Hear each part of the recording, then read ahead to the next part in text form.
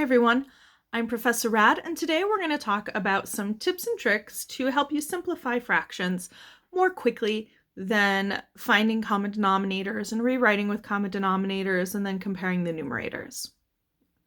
So these are some things that over time you might start to notice, and so we've kind of summarized them so you don't have to do the overtime portion. But there are also, things that if you can remember this, great. If not, feel free to use that common denominator technique because the common denominator technique always works. Let's go through and talk about some of these techniques and why they work. So for this first one, let's say you have two fractions that have the same numerator. Now, if we have a common denominator, that means that we have things that are the same size. And in this case, we have things that are different sizes, although we have the same number of things. So this would be like if I said to you, I have 3/4 and you have 3 dimes. Who has more money? Well, I'd have more money because a quarter is worth more than a dime. So when your fractions have the same numerator, remember that as a denominator gets bigger, the size of the piece is smaller. If I have a pizza or a candy bar and I want to cut it up into 15 pieces,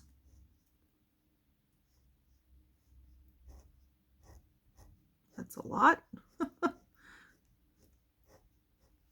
Right, so there's my pizza cut into 15 pieces.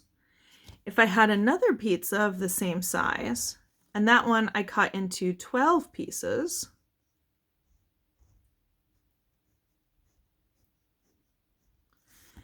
each of those 12ths is going to be just a little bit bigger than each of the 15ths because I cut it into more pieces, right? I'm divvying it out amongst more people.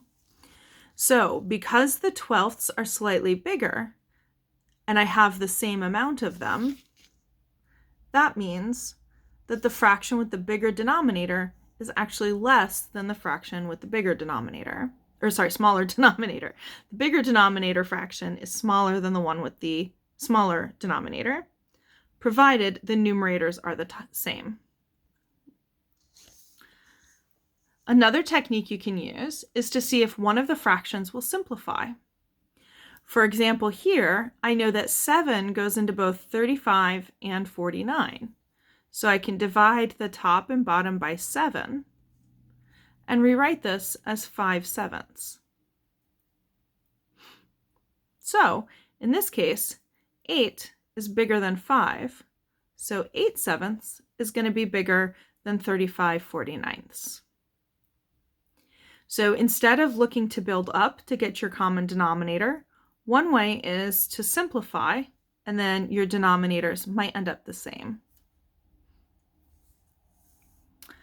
Another way we could have compared these same two fractions, this 8/7 and the 35/49, is by recognizing that 8/7 is improper. Remember that an improper fraction is bigger than 1.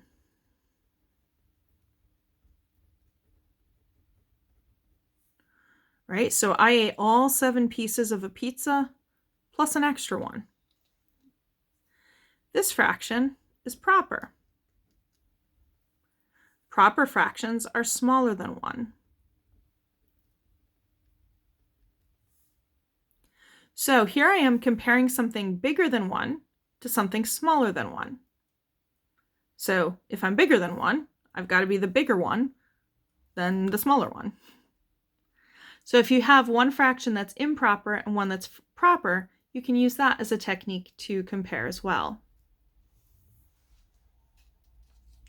But comparing to 1 isn't the only threshold that you can use. You can also compare to a half. So in this example, you can compare the numerators to what the halfway point is in the denominator.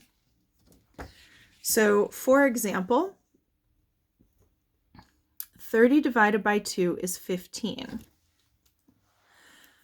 So the numerator is more than half of the denominator. So that means that this fraction is more than half.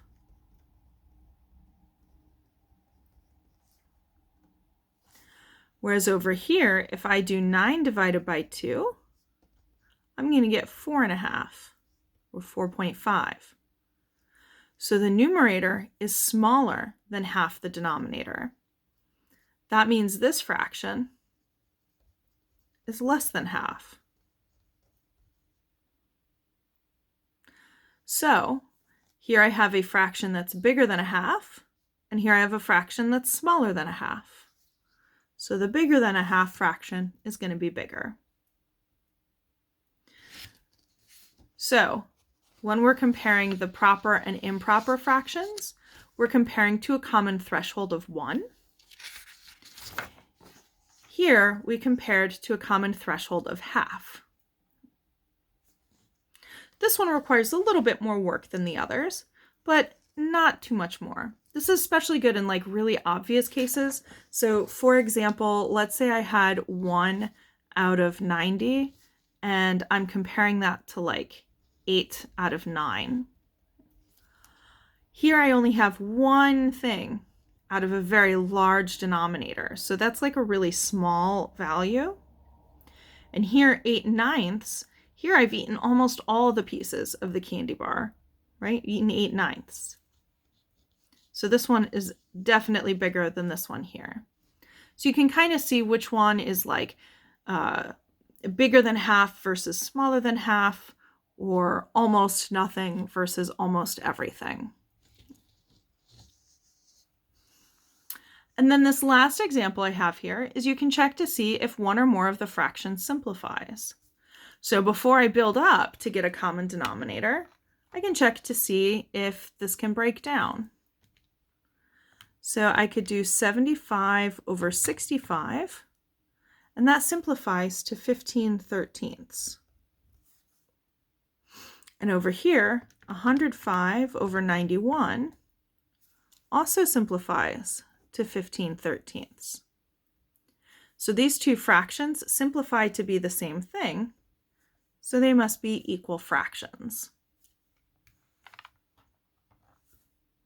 All right, so again, these are just some general tips and tricks. They don't always work, but sometimes they can. So if you notice things about fractions, feel free to use them to help you make your comparisons.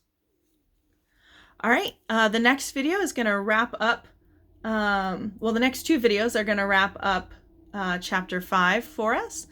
So I'm looking forward to seeing you then. Bye for now, everybody.